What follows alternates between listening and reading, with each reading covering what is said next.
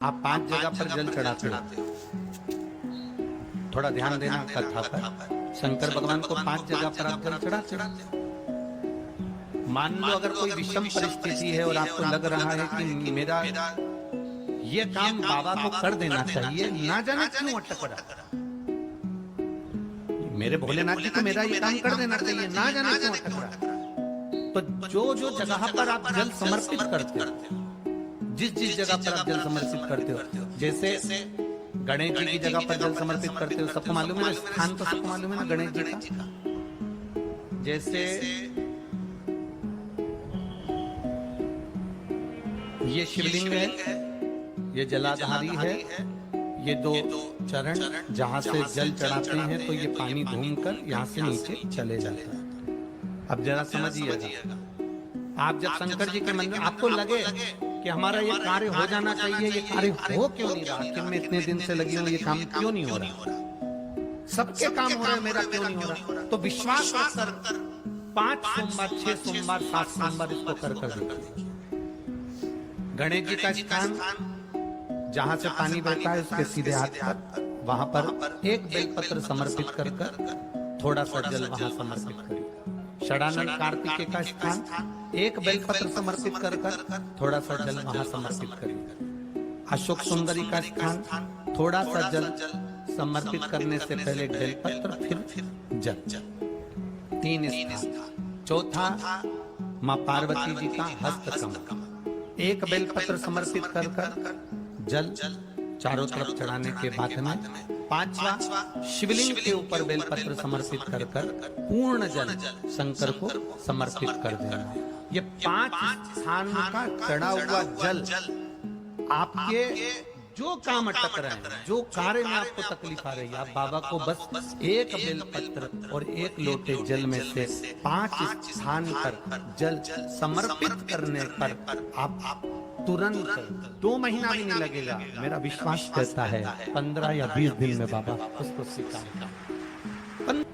पहला जल कहाँ चढ़ाना है, जम के बोलो जरा, गणेश जी वाला स्थान। दूसरा कार्तिकेय वाला स्थान। अब इसको समझ लेना आप अच्छे से। हम ये नहीं कह रहे हैं कि तुम गणेश जी की मूर्ति पे चढ़ो, हमने ये नहीं बोला। हमने ये भी नहीं बोला कि कार्तिकेय जी की मूर्ति पे जल चढ़ा, हमने ये भी नहीं बोला कि माता पार्वती जी की मूर्ति पे जल चढ़ा। आपको जो शिवलिंग रखा हुआ है और जो जलाधारी गोल है उस पे जो शिवलिंग रखा है, जहाँ से पानी बह रहा है, उसके राइट हैंड में गणेश, लेफ्ट हैंड में कार्तिकेय, बीच में अशोक सुंदरी, पार्वती जी का स्थान, हस्तकमल और ये शिवलिंग। आपको गणेश जी के ऊपर जाकर जल नहीं चढ़ाना, आपको कार्तिकेय के ऊपर जाकर जल नहीं चढ़ाना, आपको देवी जी के ऊपर जल नहीं चढ़ाना, आपको तो केवल शिवलिंग की जलाधारी पर और शिवलिंग पर जल। पहला स्थान बोलते जाओ जल के, केवल जल नहीं, बेलपत्र फिर जल। दूसरा कार्तिक, तीसरा अशोक सुंदरी, चौथा अब पार्वती जी को जो तुम जल चढ़ाओगी और बेलपत्र चढ़ाओगी उसमें तुम्हारा स्मरण होना चाहिए। तुम कहाँ बैठी हो जल चढ़ाने के लिए, तुम्हारा ध्यान कहाँ है, कहाँ बैठकर शंकर जी को जल चढ़ाना चाहिए।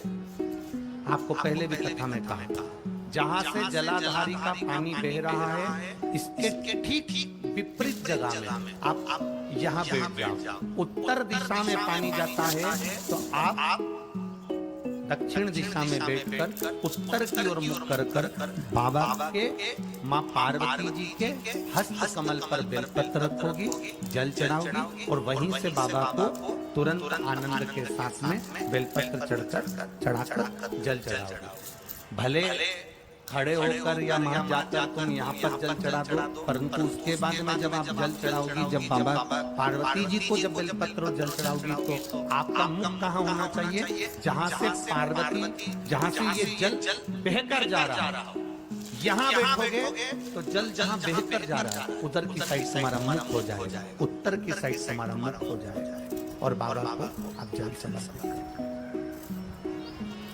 तो पहला जल बेलपत्र गणेश जी, दूसरा कार्तिकेय जी, तीसरा अशोक सुंदरी, चौथा माता पार्वती जी का हस्त कमल और 5वें नंबर का जल भगवान शिव के ऊपर अर्थात भगवान देव महादेव से प्रार्थना करते हुए